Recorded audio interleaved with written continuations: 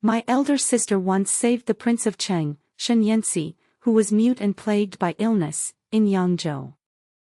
When he recovered, he personally came to our door to seek her hand in marriage. At that time, my sister was already married with a child. Cradling her newborn babe, she smiled warmly and said, "I am 5 years your senior, and I only just gave birth to this child days ago. However, my younger sister, who is merely a year apart from you in age, might be a better match." Later, the Prince of Cheng did indeed marry me. But after our wedding, he treated me with extreme cruelty, always complaining that my temperament was worlds apart from my sister's. I was wrong. For the sake of that bright moon in my heart, I settled for second best and married you. It has doomed my entire life to a state of settling. Reborn, I find myself back on the day the Prince of Cheng came to our door. Just as my sister was about to mention me, I stepped forward first and said with a composed smile, "Sister, I don't care for men older than me either." 01. My sister thought I was being shy and teased me, shuaing, "The prince is only a year older than you, hardly a great difference. Surely you don't intend to marry someone younger than yourself." I made no attempt to hide my feelings, "Sister, and why not?" Shen Yanxi's gaze lingered on me for a brief moment before he turned back to my sister and continued, "Since you are already wed, but you have saved my life, perhaps I might instead adopt this child as my godson." My sister was taken aback and quickly waved her hands. "How could that be? My brother-in-law, Lu Jingxing, also declined repeatedly. The prince honors us too much. I dare not presume." But Shen Yanxi had already extended a finger to gently tease the child in my sister's arms, his fingertip resting on that delicate little face. His eyes were deep and unfathomable, and he cast a seemingly casual glance at my sister's features. "Has he been named?" My sister replied, "His name is Huijin." He gave a slight nod. "Then allow me to give him a courtesy name, Nianji." Nianji. Nianji. Could it be Nianji, obsession? My brother-in-law and sister did not grasp the implication, taking it as a kind gesture and smiling in acceptance. But a chill ran down my spine. I had never realized before that Shen Yanxi's obsession ran this deep. In my previous life, he had spent his whole life yearning for my sister as well. 02. Back then, he was in Yangzhou receiving treatment for his muteness when, by some accident, he fell into the water and was rescued by my sister, who happened to be passing by. The very first thing he did after recovering was prepare lavish gifts and personally come to our door to ask for her hand. Unfortunately, my sister was already married with a child. Cradling the swaddled infant Lu Huijin, she smiled and gently declined, "I am 5 years your senior, and I only just gave birth days ago.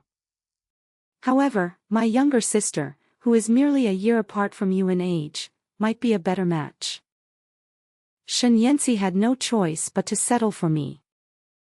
After we were married, he would often stare at my face, lost in thought, and constantly reproach me for being too vivacious, saying I could never compare to my sister's serene composure.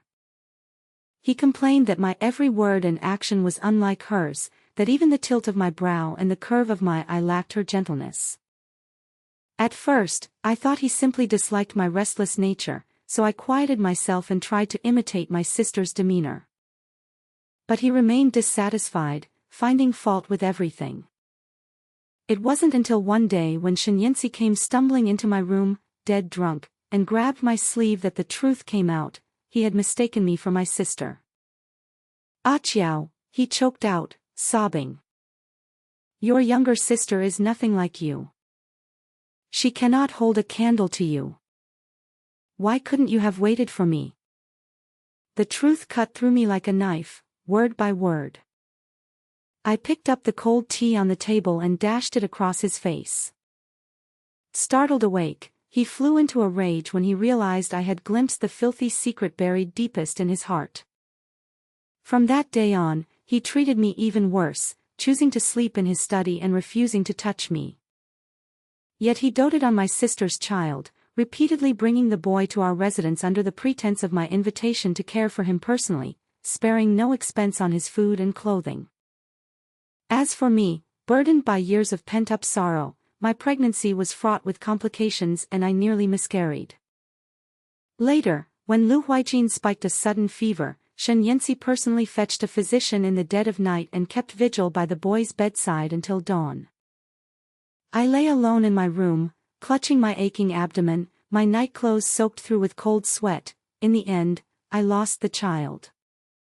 When he returned, he stood before my bed and said without a trace of emotion, "In this life, Huijin is my only godson. That child of yours, losing it is no great loss." In that moment, my heart turned to ash. Fortunately, I later gave birth to Gu Huayan, and only then did the days ahead hold a glimmer of hope. 03. My brother-in-law, Lu Jingxing, was the prefect of Bianzhou, and he had been betrothed to my sister since childhood. The two grew up together as childhood sweethearts with deep affection, and after their marriage, they lived in perfect harmony, treating each other with the utmost respect. My sister put him first in everything, and their days were sweet as honey. During this period, Shen Yanxi was staying at the Lu residence. After all, he was a prince, so my brother-in-law treated him with great deference, and my sister attended to his daily needs with impeccable courtesy. No fault could be found in their hospitality. I had lost my parents at a young age and was raised single-handedly by my sister. She would save every delicacy she couldn't bear to eat and put it into my bowl. That kindness has always been etched into my heart. After Lu Huijin was born, I adored him beyond measure. The child was as lovely as a porcelain doll, with a sweet smile, and whenever he saw me, he would reach out his little arms to be held. But in my previous life, Lu Huijin had been frail and sickly since birth, plagued by recurring fevers and coughs. My sister shed countless tears over him, staying up night after night by his side until her eyes sank deep into their sockets. After she finally managed to raise him, the boy turned out to be remarkably sensible. He looked after Gu Huayan with great care, and the two brothers were close, often studying and playing together. But Shen Yanxi suppressed Gu Huayan at every turn, always saying he had no manners, saying he didn't resemble him, saying his temperament took after mine, his tone dripping with disdain. He confined Gu Huayan, forbidding him from going out to play or making friends, forcing him to constantly accompany and attend to Lu Huijin like a little servant. Whenever I saw Gu Huayan gazing longingly out the window at other children at their play, the hatred in my heart grew deeper by the day. 04. I gazed at the rain stretching from sky to earth as my thoughts slowly drifted back. Ever since Shen Yanxi took up residence, he had taken to saying that Lu Huijin was adorable, repeatedly finding excuses to go over to my sister's side to see the child. My brother-in-law had just taken on a new assignment, leaving early and returning late every day, so busy his feet barely touched the ground. Fearing that my sister and Shen Yanxi being alone together would invite gossip, I steeled myself and joined them as well. But my sister mistook my presence for interest in Shen Yanxi. Taking my hand in private, she asked with a smile, "Shuaing, what do you think of the Prince of Cheng?" I was instantly anxious and said sternly, "Elder sister, I swear to you, I have not the slightest feelings for him." Then why? A flicker of doubt passed through her eyes. I wrestled with it for a moment before telling the truth, "Elder sister, I'm afraid he might cause a misunderstanding between you and brother-in-law." She paused, then let out a soft sigh. I overlooked that. I thought Shuaing liked the Prince of Cheng, so every time he came to see Huijin, I made a point of sending a maid to call you over. I grabbed her hand firmly, my tone resolute. "Elder sister, I don't like the Prince of Cheng. I don't now, and I never will." She laughed at that, reached out and pinched my nose with a hint of teasing. So you'd really rather find someone younger? I lifted my chin and answered with complete confidence. Yes, I like them younger than me. Someone I can eat with, play with, not someone as stuffy and solemn as the Prince of Cheng, who looks like you've hired yourself a steward. She burst out laughing at my antics. I lingered a while longer, cooing over little Lu Huaijin, squeezing his tiny hands and kissing his chubby cheeks before finally leaving her room, thoroughly satisfied. But the moment I turned the corner of the corridor, my steps came to an abrupt halt. Shen Yan Ci was standing by the pillar. Heaven knows how long he'd been there. Rain from the eaves had soaked half his sleeve, yet he seemed entirely unaware, his gaze fixed steadily on me. I offered a curt salute and turned to leave. "Second miss," he called out. I stopped and looked back. His voice was cool as he spoke. "Your sister saved my life. I'm not sure what gave you the wrong impression. I like Huaijin, so I come to see him more often. But you seem to be guarding against me like I'm a thief." I steadied myself. "Your Highness overthinks things. I also like Huaijin, which is why I visit every day. I'm not guarding against anyone." Shen Yan Ci suddenly took a step toward me. He was tall, and with that closeness, his presence pressed down on me, his gaze heavy as it landed on the top of my head. "Or is it that, because I'm here, that's why you're here too?" I looked up, startled, and met his eyes directly. He was studying me, as if trying to see straight through me. I didn't back down. I met his gaze and said, clearly and deliberately, "Your Highness, I don't know what impression I've given you, but I'll change it. After all, I'm not yet betrothed. If word got around that my name was being linked with yours, I fear I wouldn't sleep a wink at night." His brow twitched slightly, as if caught off guard. "I believe I once mentioned that I prefer those younger than myself. So your Highness need not pay me any mind, because you're not within the scope of my future husband prospects." The moment the words left my mouth, the only sound left was rain drumming against the banana leaves. He let out a low scoff, then stepped back half a pace. "Second miss certainly has a sharp tongue." He tilted his head, shifting his gaze away from my face. "Best that it's so. What isn't yours won't be yours, no matter how much you covet it. Keep your hands clean, lest you embarrass yourself." I froze for a beat. Was he mocking me? Accusing me of playing hard to get? "Your Highness, I know my place." I dropped that line and turned to walk away, his gaze boring into my back like needles. 05. After that day, thanks to my warning, elder sister did indeed begin deliberately avoiding Shen Yan Ci. When Lu Huaijin was awake, she'd carry the child back to the inner chamber, claiming the baby needed his nap. When he was asleep, she'd busy herself in the kitchen preparing meals, never idle for a moment. After several rounds of this, Shen Yan Ci's visits to her courtyard didn't decrease in number, but he always came up empty-handed. His expression grew darker by the day, his brooding resentment piling up thicker and thicker. Then one day, Shen Yan Ci returned with my brother-in-law, both of them wounded. Brother-in-law's arm was wrapped in bandages, blood seeping through the cloth. Elder sister's face went white with fright. Flustered, she fumbled to examine his injuries, her eyes reddening. Brother-in-law quickly reassured her, "It's nothing, just a flesh wound. Lucky we ran into His Highness. If he hadn't stepped in when he did, I might not have made it back today." Bandits? A chill ran through me. In my past life, brother-in-law had never encountered bandits at this time. All those years, he'd gone about his duties safely, never once running into such trouble. I stole a glance at Shen Yan Ci. He stood by the door, his forearm also wrapped in bandages, faint crimson seeping through the white cloth. Elder sister only then noticed he was injured too. She hesitated for a moment before offering her thanks politely and sending a maid to fetch medicine. But something felt off. Was I overthinking it? After that incident, elder sister's attitude toward Shen Yanci clearly softened considerably. After all, he'd saved her husband's life. If she kept cold-shouldering him and dodging his presence, it would seem ungrateful.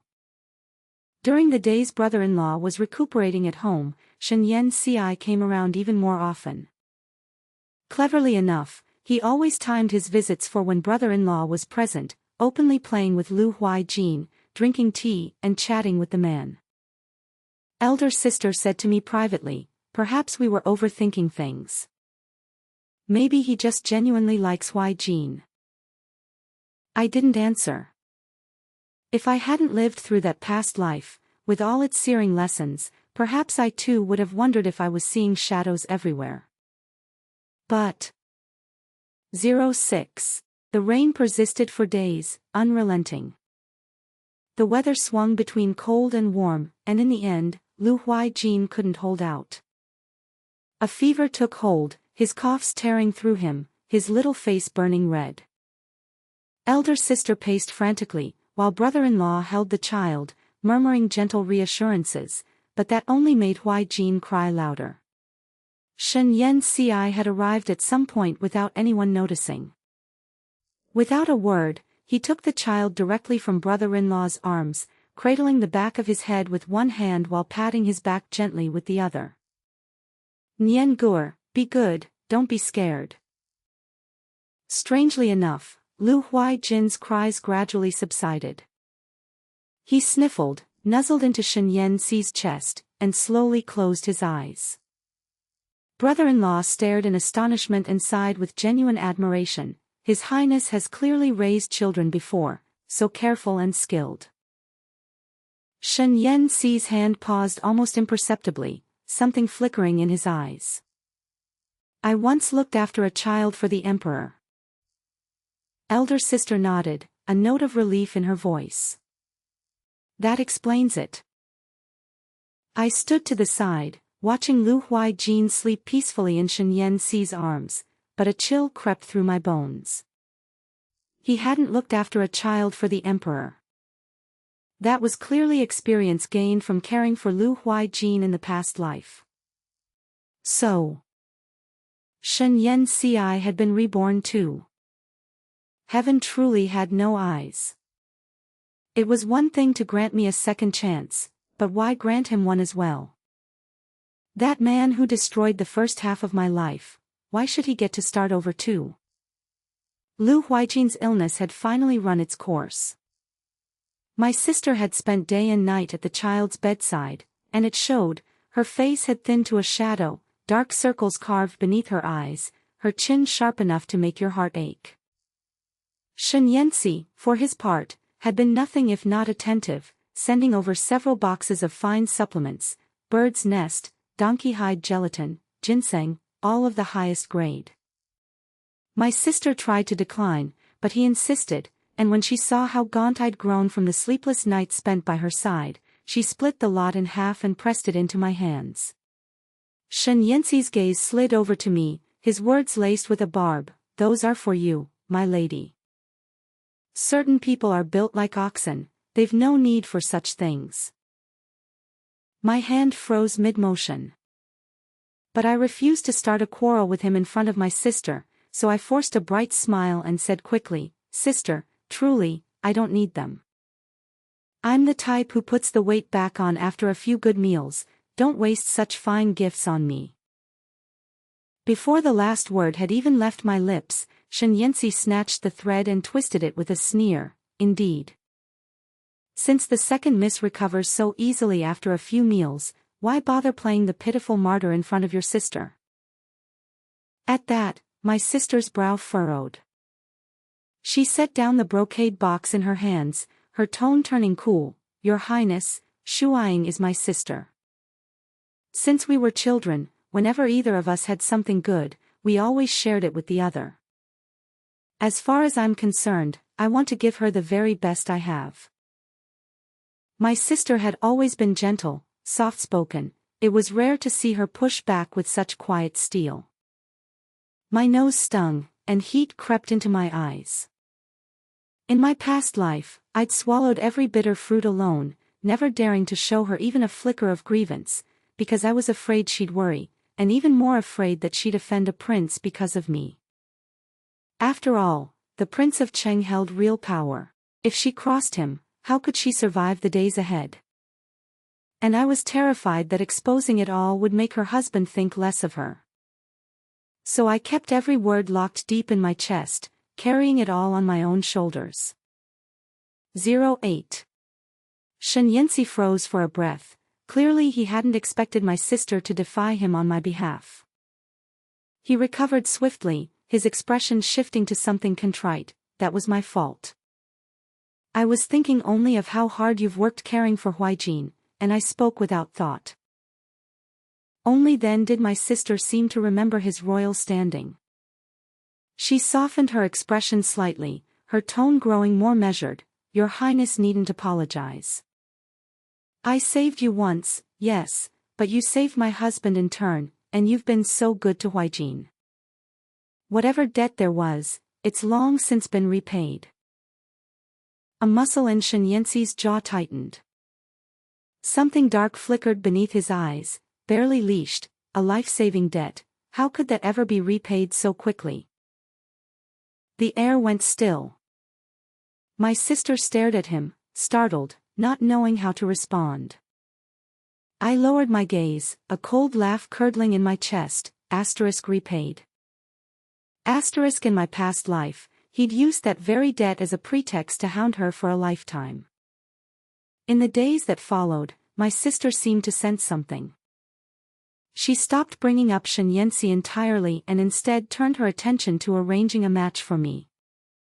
One afternoon, she took my hand and chattered on. I'd thought the prince was handsome enough to catch your eye, and I'd even hoped to play matchmaker for you too. But since you don't care for him, well, I suppose I was meddling for nothing. I smiled and shook my head. She pressed on, then tell me, what kind of man do you like? Describe him to me, and I'll keep an eye out for you. I thought for a moment. Big eyes. Taller than me. And when he smiles, he has 2 dimples. Ideally, we'd share the same tastes, eating the same street food, enjoying the same pastimes. Someone who can sit with me over candied hawthorn skewers and also go with me to listen to storytellers or watch a play.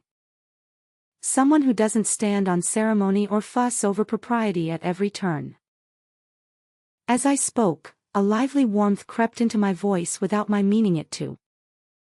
My sister studied my face, her gaze sharpening. She watched me for a long, thoughtful moment, then asked slowly, Shuaing. Is there already someone you like? My heart slammed against my ribs. Heat rushed to my cheeks. But I admitted it openly, without shame, yes. There is. Her eyes lit up, and she leaned in to press for more, but I quickly added, Sister, he's rather shy, so there's no rush just yet. She looked at me with a trace of suspicion but, in the end, didn't push. She just squeezed my hand with a smile. All right, no rush. As long as you know what you're doing. I swallowed hard against my pounding heart and drank several gulps of water to steady myself. 09. On the day of Lu Huaijin's 100-day banquet, the Lu residence blazed with lanterns and streamers, guests flooding through the gates. My sister stood in the front hall holding the plump, fair-skinned Huaijin, greeting visitors with a smile so wide it seemed she couldn't stop. My brother-in-law worked the room beside her, beaming as he exchanged pleasantries with his colleagues. Naturally, I couldn't just stand idle. I helped pour tea, showed guests where to go, and dashed back and forth until a fine sheen of sweat beaded at my temples. Finally catching a spare moment, I slipped away to a quiet corner of the garden, leaning against the railing to watch the koi drift in the pond. Before long, laughter and footsteps drifted over from behind the rockery, a cluster of female guests passing by in a loose knot. Did you hear? Gu Changyuan, the son of Grand Commandant Gu, has returned to Bianzhou from his post, and he's said to be coming to offer congratulations today. Young Master Gu. What a pity, he was so handsome, but then his face was scarred. Otherwise, he might even outshine the Prince of Cheng. My heart gave a sudden lurch, Gu Changyuan. He hadn't come in my past life. I was about to lean in for a closer look when the group abruptly fell silent and scattered in every direction. I blinked, following their fleeing path, and there was Shen Yanxi, strolling over from the covered walkway, his brow knotted as his gaze landed on me. He stopped in front of me, looked me up and down, and curled his lip. Today is Huijin's 100-day celebration, and here you are, all dressed up like a peacock. One might almost mistake you for the lady of the house. I glanced down at the new goose-yellow dress I was wearing. My sister had sewn it herself, saying I always dress too plainly and ought to wear something bright for once on such a happy occasion. And I loved it dearly.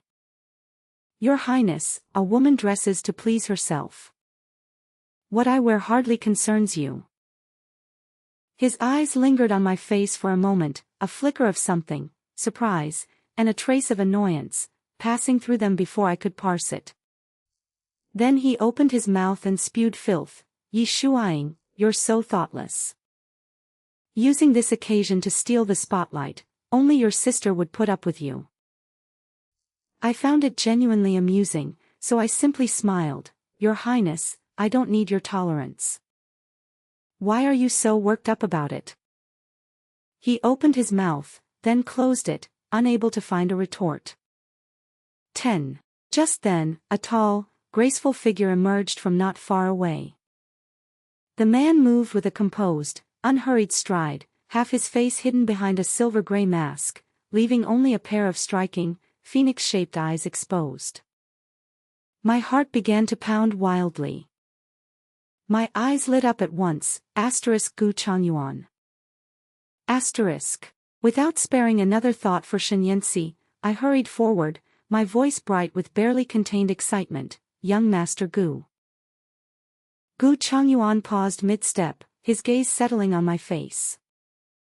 I fought to steady my racing heart, keeping my tone as composed as I could manage. Young Master Gu, do you remember? 2 years ago, you promised me you'd return my peony parrot. He gave a small nod, his voice warm and mellow. The second miss. I nodded eagerly, the corners of my mouth lifting beyond my control. Yes, that's me. 2 years ago, on a spring day, my lovebird fell ill for reasons I never understood. It huddled in the corner of its cage, trembling, its tiny eyes half closed, feathers puffed up in a miserable ball of fluff. I carried it to every physician's clinic in Bianzhou, sobbing and begging them to save it, but all they did was shake their heads. Little girl, we treat people, not birds. I crouched outside the clinic door, crying so hard my whole body shook, when a young man in a mask walked over and knelt down in front of me. In a gentle voice, he said, "Let me try." I looked up through tear-blurred eyes and carefully placed that tiny, trembling bundle of feathers into his hands. He asked my name and where I lived. I told him my name was Yi Shuaing. He nodded slightly and said his surname was Gu Changyuan, and that he would return the bird once it was healed. And he did heal it. But when I rushed over, beaming with excitement, that ungrateful little creature refused to come down from Gu Changyuan's shoulder. It tilted its head and pecked at his earlobe, looking for all the world like a tiny traitor who'd switched loyalties. He looked at me helplessly. I was fuming, but I couldn't help laughing at the same time. Now, Gu Changyuan stood before me, wearing the same patient expression. She's doing well. If you'd like to see her, second miss, you may come after the banquet and visit. I was about to ask a dozen more questions. Had she gained weight or lost it? Did she still remember me? Had she been sick with anything else? when a voice as cold as ice cut in from behind. Second Miss seems not to understand what shame means. She can strike up a conversation with any strange man she meets. I spun around. Shen Yanci had somehow caught up with us, standing 3 steps away with his hands clasped behind his back, his gaze dark and brooding, like a dog guarding its food. I was so furious my molars ached. I opened my mouth to snap back, but my foot caught a round, smooth stone, and my body pitched sideways. Careful. A hand caught my waist just in time and pulled me back. I looked up, still catching my breath, and found myself staring straight into Gu Changyuan's eyes. But my hand had somehow knocked into his mask. It fell to the ground with a soft clatter, revealing a face of breathtaking handsomeness. Brows like distant mountains, eyes like cold stars.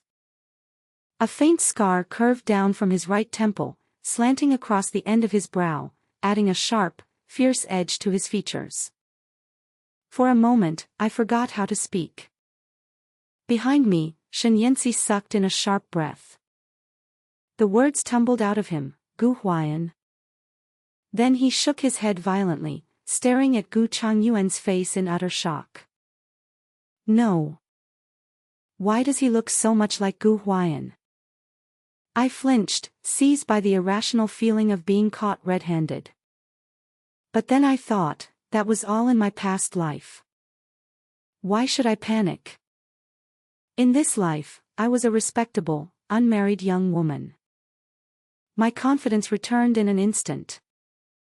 I straightened my back, didn't even glance at Shen Yanci, and said warmly to Gu Changyuan, "Thank you, young Master Gu." I picked up the mask and handed it back to him. Our fingertips brushed, and my mouth went dry. "I'm terribly sorry, I knocked it off by accident." Gu Changyuan's fingers traced the silver edge of the mask lightly. He was about to put it back on when I looked at his face, so clearly illuminated by the sunlight, and the words slipped out, "Actually, young Master Gu, you look just as good without the mask. You're the most striking man I've ever seen." He stared at me, frozen, the mask hovering mid-air, forgotten. A faint blush crept up his ears, truly, a shyness like a peach blossom just beginning to bloom, half a face glowing with color. "Really?" "Absolutely tr." Before I could finish, the air beside me practically caught fire. "Yi Shuang, are you blind?" Shen Yanci's face was dark enough to drip water. His eyes blazed with fury as he glared at me, as if he wanted to burn me to ash on the spot. I turned my head slowly, blinking innocently. "Of course I'm not blind." The look I gave him made his breathing grow heavier. He ground his teeth and hissed, "Gu Huayan. Is he the child you had with him?" I nearly laughed out loud. He couldn't catch the affair in the last life, and he's trying now. Too late. A thought flickered through my mind, and I widened my eyes in feigned delight. "Oh. So I married young Master Gu and had a child named Gu Huayan." I said it with complete conviction, even turning to glance at Gu Changyuan, my eyes full of joy and longing. Shen Yanci's expression froze on his face. He suddenly remembered, he had already been reborn. None of this past life enmity had happened yet in this life. He could only clench his jaw and force out 2 words between his teeth, "Dream on." I smiled at him sweetly. "I like your dream very much, Your Highness." His whole body trembled with rage. Gu Changyuan and I agreed that I would visit his residence tomorrow to see my little lovebird. The next morning, I studied myself carefully in the bronze mirror. I traced my brows, touched up my lips, and picked out my most flattering dress. I looked so radiant that even my elder sister gave me a second glance. "Going to see someone? So dressed up?" She smiled. My ears grew warm, and I mumbled, "Going to see my little lovebird." My sister just smiled and said nothing. Blushing, I fled out the door and hurried toward the Gu residence, my heart light with excitement. The moment I stepped into the flower hall, I froze. He wasn't wearing the mask. Gu Chongyuan's eyes rested on me, calm as still water, but with a hint of anticipation hidden beneath. My heart betrayed me and began to race. How pathetic. I'd already seen his face, why was I panicking? But I was panicking. Memories of my past life flooded back, one after another. Back then, Shen Yanxi had driven me to despair. He treated me like a cast-off shoe, yet insisted on keeping me by his side. That day, I couldn't take it anymore. I went to the tavern alone to drown my sorrows, pouring cup after cup until the world spun and I could barely walk. I stumbled into a room and collapsed onto the bed. Who would have thought that Gu Chongyuan was lying in that room, drugged by someone's scheme? And then I thought I was dreaming, and in my hazy stupor, I thoroughly took advantage of him. When I woke up and saw the half of his face visible beneath the mask, guilt flooded me.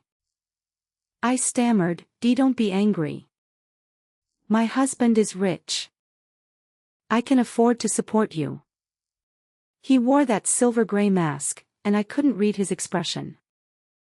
While the drug still clouded his senses, I gathered my courage and reached out to gently remove the mask. The moment his face was revealed, I froze. "I'm this ugly, will you still keep me?" he asked, half embarrassed, half annoyed. I thought to myself, this man must have never looked in a mirror. I leaned down and pressed a kiss to his scar. "Ugly? You're the most beautiful man I've ever seen." After that, I kept him in the courtyard next door. That house was purchased quietly, separated from the prince's residence by a single wall. Climbing over it was far more convenient than going through the gates. At night, I'd slip over without a sound and climb back before dawn, unseen and unknown. Even on the day I gave birth to Gu Huaiyan, Shen Yanxi wasn't by my side. He had gone to Lu Huijin's place, the child was sick, and he stayed by the bedside all night. I was alone in the birthing chamber, pain tearing through me, biting down so hard I ground my teeth to bits. It was Gu Chongyuan who stood guard outside the door, from dusk until dawn.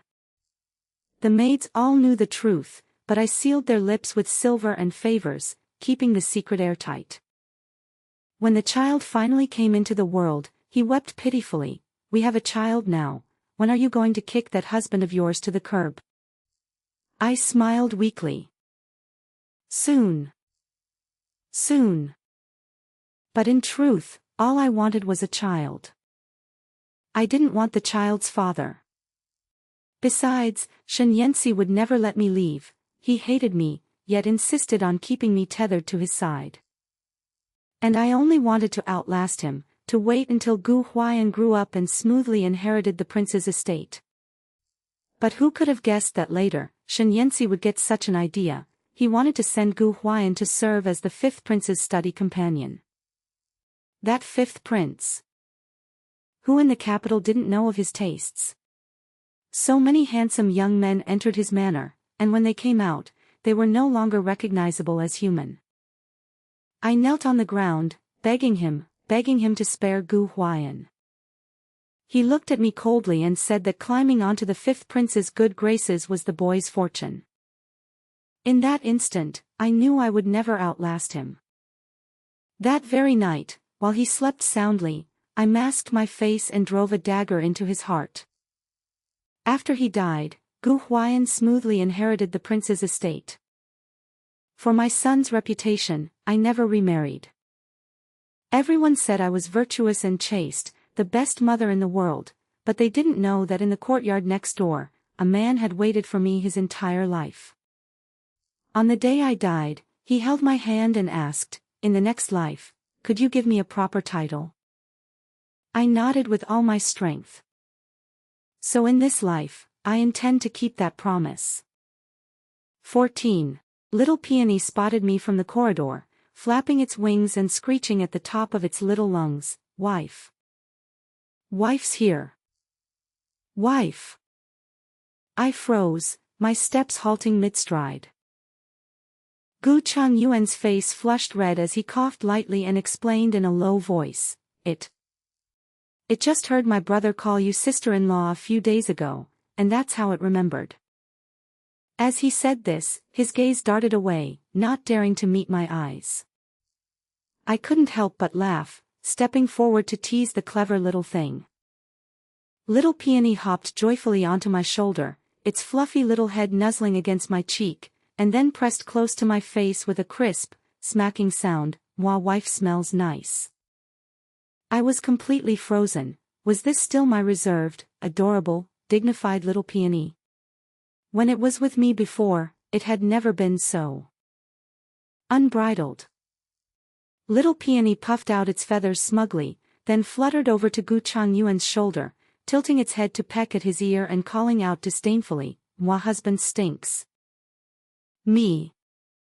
Gu Changyuan." He lowered his eyes, his whole body seeming to catch fire, and scolded softly, "Don't talk nonsense. Say that again and you'll sleep alone tonight." Little Peony immediately puffed up its feathers, flapping its wings in protest, "Bad husband. Bad husband." Watching this one-person one-bird commotion, the corners of my mouth refused to come down. But a faint sense of bewilderment crept into my heart. My little Peony seemed a bit different somehow. Different wasn't even the word. The way it acted was a little like the Gu Changyuan of my past life, always clinging to me, coaxing me to call him husband, so sticky and so shameless. Where was any trace of that cold, distant reserve? I was lost in thought when a servant's announcement came from outside the door. Before the words even finished, Shen Yanxi had already strode in. He didn't even wait for the announcement, barging straight in like that. His gaze swept over me imperceptibly, and his fists clenched unconsciously. Gu Changyuan resumed his calm demeanor and stepped in front of me. "Does the prince have business with me?" Shen Yanxi withdrew his gaze, a faint, ambiguous smile curling at his lips. "I heard you have a talking parrot, so I came to see. Is this the little thing? Quite distinctive."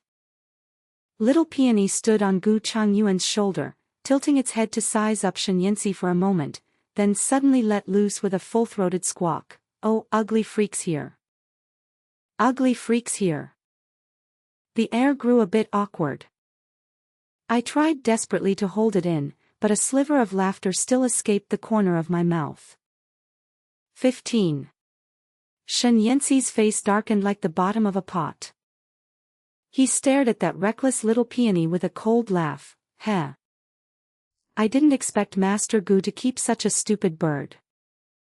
At that, little Peony bristled, flapping its wings and charging forward. If Gu Changyuan hadn't been quick enough to block it, it would have flown straight into Shen Yanxi's face. It screeched with triumphant vigor, "You're the stupid one. Stupid freak. Stupid freak." I really couldn't hold it in anymore. I turned my head away, my shoulders trembling slightly. After the laughter subsided, I casually mentioned, "Master Gu, since you saved little Peony, let me treat you to a meal as thanks." The words had barely left my mouth when Shen Yanxi cut in coldly, "Miss Second, you and Master Gu, alone together, in broad daylight."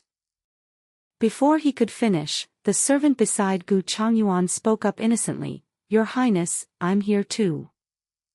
My maid also poked her head out, pointing at herself in confusion, "I'm here as well." I suppressed my smile and said with complete sincerity, "Your Highness, your eyes might have a bit of a problem. The physicians in Bianzhou don't seem to specialize in eye ailments. Perhaps you should head back to the capital as soon as possible for a checkup." Shen Yanxi was so furious his chest heaved violently, and he stormed off with a flick of his sleeve. The menace radiating from his retreating back startled little Peony into screeching, "Monster! Monster!" After he left, even the air seemed to smell sweeter. That day, Gu Changyuan and I strolled the entire long street. He accompanied me to eat candied hawthorns at the street corner, then sat with me through a storytelling performance. The storyteller on stage slapped his gavel with dramatic flair, and he sat beside me, occasionally turning his head to steal a glance my way. We wandered from past noon until the sun sank low in the west, then found a small eatery for dinner before reluctantly heading back.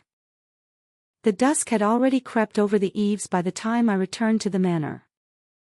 The moment I stepped through the main hall, my foot caught mid-air. Shen Yanxi stood there, motionless, the dim candlelight casting an eerie pallor over his expressionless face.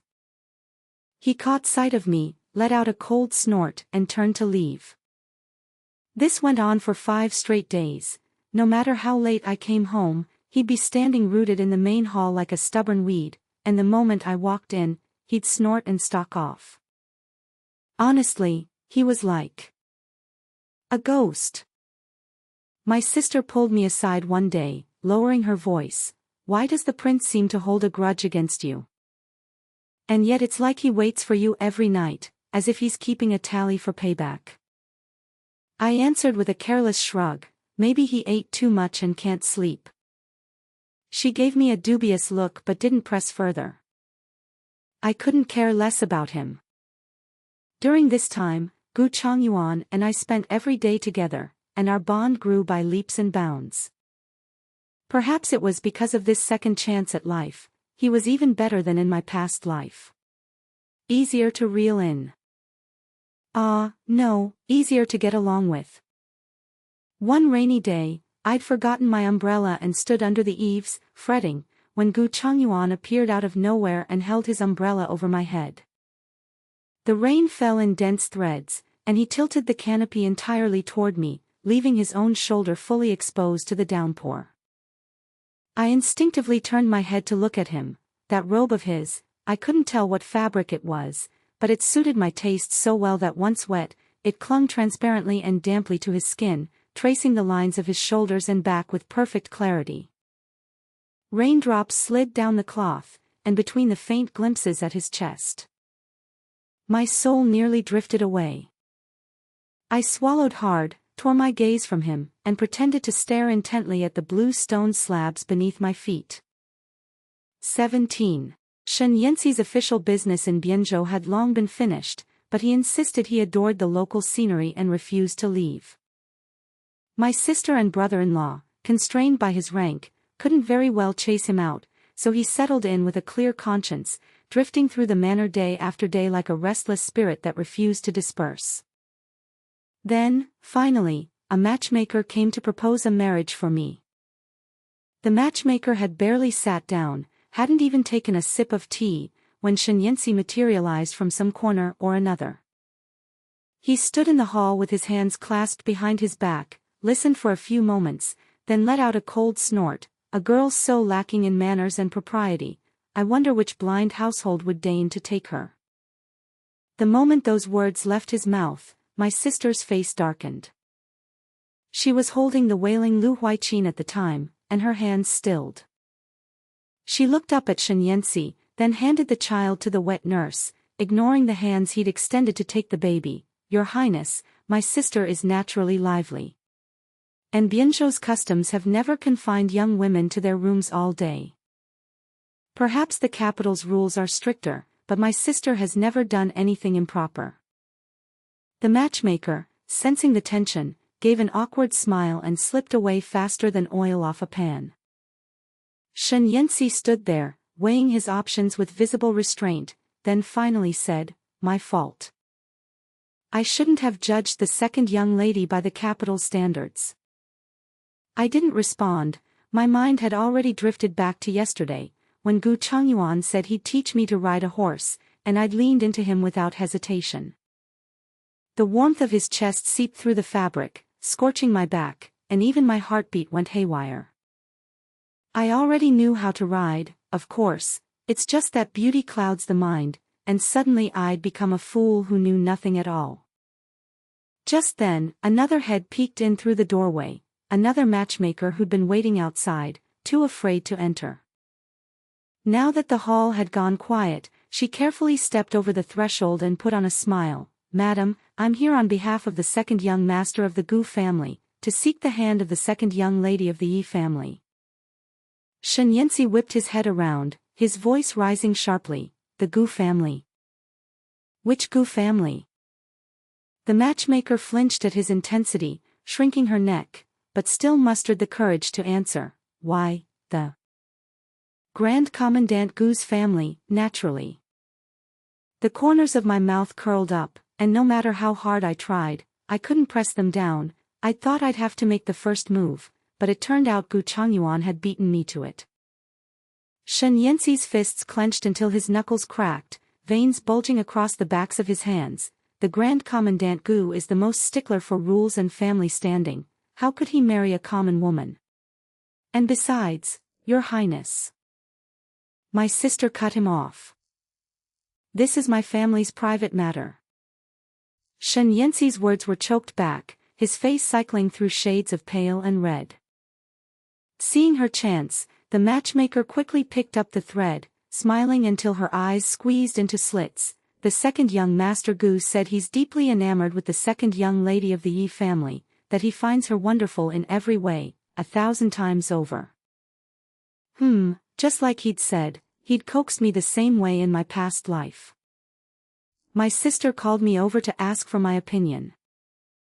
I lowered my eyes, my ears burning hot, and pressed my lips together as I gave a slight nod. Clatter, a teacup slammed hard against the table with a sharp crack, splashing tea across the surface. I turned my head and shot Shen Yanzi a glare of pure annoyance. His face was as dark as charcoal, his fingers gripping the cup white at the knuckles. My sister also looked over. "Did your hand slip, Your Highness?" Shen Yanzi paused for a beat, his Adam's apple bobbing as he swallowed his pride. "Yes. It slipped." 18. My engagement to the Gu family was settled just like that. My sister and brother-in-law didn't show it on their faces, but behind the scenes, they were scheming about how to send this plague of a guest packing. They'd hinted at it 3 times in so many words. One day, they'd say the manor was too cramped and feared it would be an insult to the prince's dignity. The next, they'd mention that Bianzhou's autumn dampness would be hard for him to bear. The day after that, they'd fret that urgent matters in the capital must be waiting and they dared not detain a person of such importance. Shen Yanzi pretended not to hear any of it, claiming he couldn't bear to part with Lu Huiqin and needed to stay a few more days. I was so annoyed I nearly laughed. Was he coveting my sister, or did he plan to come as a concubine? With that face, was he even worthy? I brought my troubles to Gu Changyuan, frowning as I asked him, "Do you have any way to deal with this?" Gu Changyuan was busy peeling grapes for me, his long, slender fingers holding the purple fruit, a bit of juice staining his fingertips. At my question, he fed the peeled grape to my lips. "I do." On some strange impulse, I opened my mouth, and somehow, my tongue lightly grazed his fingertip. His hand paused, as if burned, but he didn't pull away. Only then did I snap back to reality, my ears suddenly blazing hot. I hastily mumbled a vague, and pretended nothing had happened, asking, "What did you just say?" He lowered his head, slowly drawing back the finger I'd licked, his fingertip unconsciously rubbing against itself. "I do." His voice came out rough and dry. 19. Sure enough, within 2 days, an urgent dispatch came galloping from the capital. The Prince Cheng Manor had caught fire and burned down more than half of it. I was stunned, then hurried out the door to find Gu Changyuan. "Did you send someone to burn his house?" "No one saw a thing." "Nothing to worry about." My mouth fell open, and the more I looked at him, the more pleased I became. This man. In the last life, he'd been so cold and aloof, a face like a snow-capped mountain. How was he now? So utterly endearing. Sure enough, Shen Yanzi hastily packed his bags. But just before he left, he suddenly paused mid-step and turned back to ask, when is the second Mrs. wedding date? I didn't bother answering him. My sister gave a vague reply with some date. He listened, his gaze lingering on my face for a brief moment, then swung onto his horse and rode off with a crack of the whip. My sister stood at the doorway and let out a long sigh. Finally got rid of him. From now on, we can't just go rescuing random men by the roadside. My brother-in-law poked his head out from behind her, frowning in thought. What does he have to do with Shuaing? Why would he ask about the wedding date? Before my sister could respond, he added on his own, could he be planning to bring a wedding gift? A wedding gift? My sister clicked her tongue, her face full of disdain. Doesn't seem like it. The way I see it, he's up to some kind of scheme. So I deliberately told him 2 months later than the real date, just to keep him from causing trouble later. My brother-in-law's face lit up with sudden understanding, and he gave her a thumbs up. My wife is brilliant. I chimed in, my sister is brilliant. 20. Before I knew it, the day of my wedding to Gu Changyuan had arrived. That day, the bridal sedan chair wound its way through the streets amid a thunderous din of drums and gongs. My sister, eyes reddened, helped me into the sedan. My brother-in-law comforted her from the side, saying that the Gu residence was close by and I could come back home any time I wanted. Beneath the red bridal veil, I couldn't see a thing, only hearing the clamor of the crowds on both sides of the street, all saying what a lucky man second young Master Gu was to have married the fair second miss of the Yi family. We performed the bowing ceremony, exchanged the rites, and were led into the bridal chamber. Red candles flickered, and the room was bathed in flowing light. I sat upright on the edge of the bed as the veil was gently lifted by the scale, revealing a face of breathtaking handsomeness. The faint scar on Gu Changyuan's face seemed, in the candlelight, to add an indescribable charm. He looked at me with a gaze both tender and deep. After we drank the nuptial cup of wine, the gauze bed curtains slowly fell. Gu Changyuan's hand reached over, the familiar gesture, the familiar pressure, even the timing and sequence identical to the last life in every way. A sliver of suspicion suddenly rose in my heart. Wait. How does he know I like this position? These positions were things I'd secretly learned from a picture book in my past life, blushing as I taught him one by one. This life's Gu Changyuan was a clean slate, an untouched young gentleman who'd never known a woman. How could he be so practiced? I suppressed the thoughts churning inside me and said nothing. Then, when he was lost in passion, his breathing unsteady, I suddenly reached out and grabbed hold of his vital spot. Gu Changyuan. Was it you?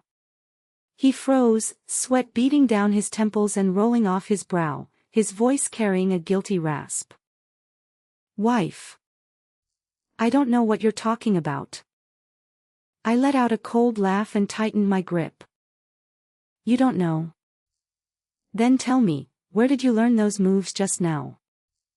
Being this skilled means you've had practice with someone. I don't want anything unclean. With that, I kicked him straight off the bed. He hit the floor with a thud, scrambled up in a fluster, and grabbed hold of my ankle, speaking urgently. It's me. It's me. I gave a disdainful snort, pulled my foot free from his grasp, and sat cross-legged on the bed, looking down at him from on high. When did you come back? And how did you know I came back too? He knelt on the footrest, his hair slightly mussed, and explained with a pitiful air. The moment I came back, I went to Huai Jin's 100-day banquet to see you. I'd only wanted to court you properly in this life and marry you. But the look you gave me. I knew you'd come back too. As he spoke, he reached out and gently took my hand, pressing it against his chest. Shuaing, I was wrong. I shouldn't have hidden it from you. But I was afraid you wouldn't acknowledge me, afraid you'd think there were better choices in this life, afraid you wouldn't want me anymore. I looked at the anxiety and humility in his eyes, and the anger in my heart dissolved in an instant, but I wouldn't let him see that. Get back up here. Kneel.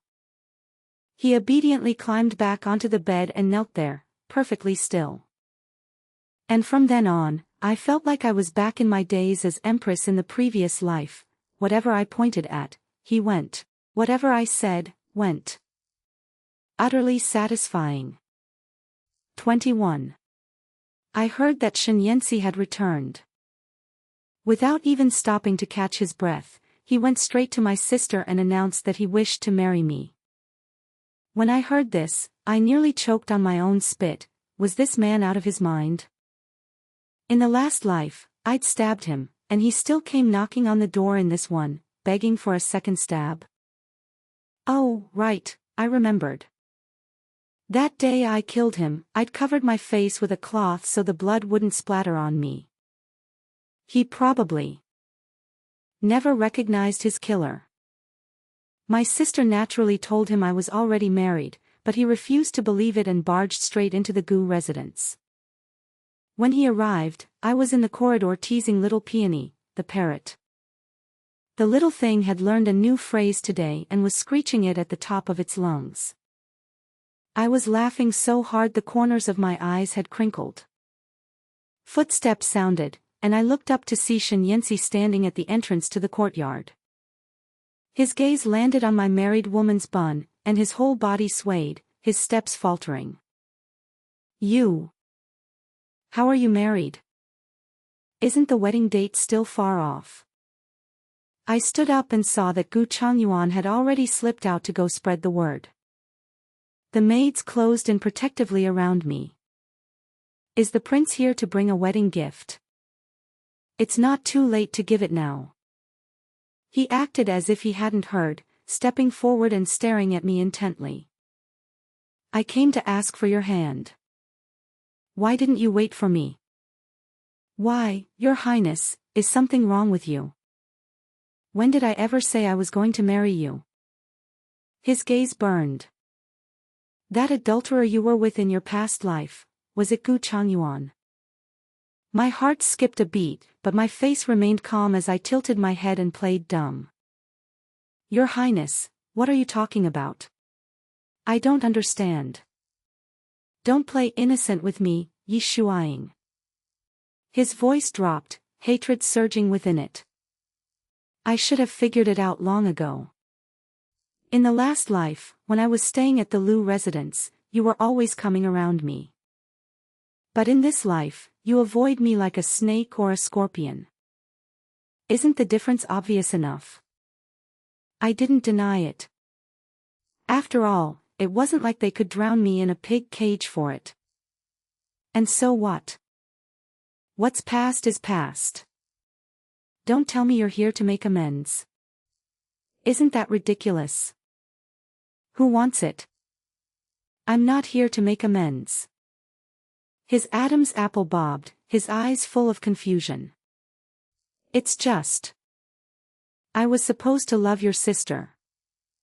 But I had the memories of our past life, and after being with you for over a decade, I couldn't help but be drawn to you. When I saw you smile at others, my heart ached. When I learned you were engaged to Gu Changyuan, I rode through the night back to the capital to beg for an imperial decree. Before he could finish, another burst of hurried footsteps sounded from the courtyard entrance. 22. Gu Changyuan was back. He strode in, threw an arm around my shoulder, and half-shielded me behind him, fixing Shen Yanqi with a look and firing back without the slightest courtesy. Your Highness, Shuaing and I are so deeply in love even a mosquito couldn't squeeze between us. You're wasting your effort. Shen Yanqi's gaze lingered for a heartbeat on the hand Gu Changyuan had draped across my shoulder. Something seemed to occur to him, something important, and his expression shifted. Isn't Gu Changyuan older than you? I thought you preferred younger men. Before I could get a word out, Gu Changyuan was already tripping over himself to explain. Shuaing, don't listen to his nonsense. I'm younger than you, by just one shirchen, truly. Sister. That last, sister, came out soft and wounded, his eyes fixed on me with a pleading look. I nearly cracked. Shen Yanqi's face went black as the bottom of a pot. So it's because he's younger than me. A smile slowly crept across my lips. He's younger than you in age, but bigger than you in every other way. Gu Changyuan froze for a second, then looked both shy and insufferably proud. Shen Yanqi's face went blacker than coal. From beneath the corridor eaves, the little peony suddenly squawked at the top of her lungs, "Little mudfish. Little mudfish. Little mudfish." This little creature just had to pick this exact moment to chime in. Truly. She knew exactly how to please me. 23. This time, Shen Yanqi was genuinely furious. He was the Prince of Cheng, after all, when had he ever endured such humiliation? So he found every opportunity to make trouble for Gu Changyuan. One day he snatched his assignment, the next he intercepted his connections, and the day after that, he had someone submit a memorial to the court accusing him of neglecting his duties. Gu Changyuan, for his part, was perfectly happy with the arrangement. With his assignment taken from him, he simply stayed home every day, either sleeping off a night of drink or sleeping off a night of something else. When I shoved him, he leaned in 2 inches closer. When I glared at him, he beamed and called me sister. Watching this shameless creature, I couldn't help but mutter to myself, at this rate, Gu Huaiyan was probably going to come knocking again before long. But this peaceful stretch didn't last. A bandit problem erupted in the county bordering Bianzhou. A gang of mountain robbers had dug in at Qingyao Ridge, 30 li outside the city, preying on passing merchants with ruthless brutality, throwing the whole region into panic. Gu Changyuan volunteered for the assignment.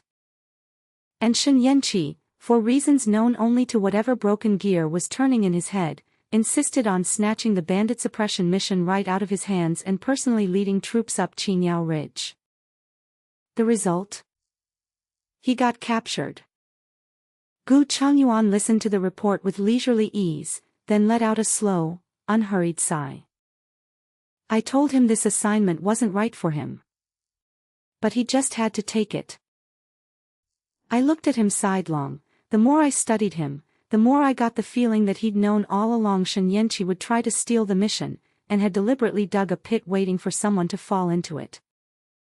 He met my gaze, blinked with an expression of utter innocence, then rose, mustered his men, and ambled off to the rescue. When he came back, he was shaking his head repeatedly. I asked him what was wrong. He put on a mournful face and sighed with theatrical pity. The man's been rescued, but his back garden is soaked in blood. The second in command got away. Me? You did that on purpose. He took both my hands in his face the very picture of sincerity. Wife, I swear on heaven and earth, yes, I absolutely did it on purpose. Who told him that in his past life, he wanted to make Gu Huaiyan a companion to the 5th prince? Me, well done. 24. In the past life, the county bordering Bianzhou had also suffered a bandit problem. Back then, I'd been holed up in the prince's manor, only vaguely hearing that the bandit leader was also a flower thief who specifically targeted pretty young women. What I never expected was that he also went after men. Eventually, the court sent troops to wipe out the entire den. As for the second in command, I'd heard he'd slipped away in the chaos and vanished without a trace. After Shen Yanqi was rescued, he was so consumed by shame and fury he could barely function. Word had it he threw things and raged in the courier station, refusing to see anyone, even driving out the personal attendant who served him daily. But he refused to stay put. Before his wounds had even healed properly, he insisted on forcing himself back to the capital. Halfway there, however, that escaped second-in-command somehow surfaced again, ambushing his convoy and taking him, carriage and all. This time, news didn't come for a long while. When it finally did, it said that when Shen Yanqi was recovered, both his legs had been broken. The bones had been set in a jumble and had grown back crooked, twisted and misshapen, a truly ghastly sight. The imperial physician declared he would likely never walk normally again for the rest of his life. I heard this news and felt comfortable all over. Gu Changyuan wrapped his arms around me from behind, his warm breath brushing against the nape of my neck. Sister. Would you call this karma? Come do. I curved my lips and leaned lazily back into his embrace. The wheel of cause and effect turns, and every debt is collected in kind. This time, the heavens above had finally opened their eyes.